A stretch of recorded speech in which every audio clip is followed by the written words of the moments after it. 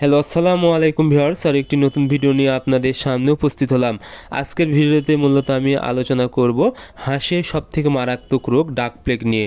এই রোগ হলে কিন্তু হাঁস এক রাতেই সবগুলো মারা যেতে পারে।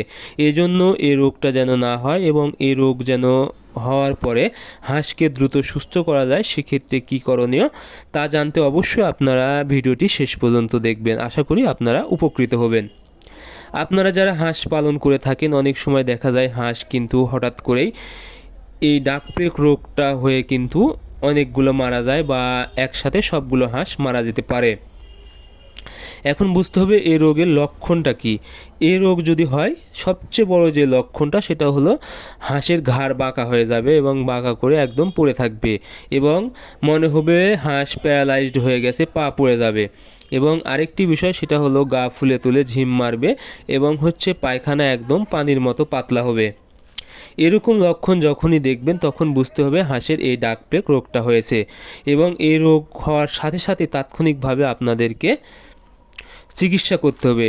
আর এই রোগটা যেন না হয় সেক্ষেত্রে কী করবেন, আপনারা অবশ্যই হাঁসের যখন বাচ্চা অবস্থায় থাকবে 1 থেকে 22 দিন পর্যন্ত আপনারা কোনোভাবেই পানিতে দিবেন না, অর্থাৎ আপনারা চেষ্টা করবেন শুকনো স্থানে বা বাসা বাড়িতে বেঁধে রেখে খাওয়ানোর।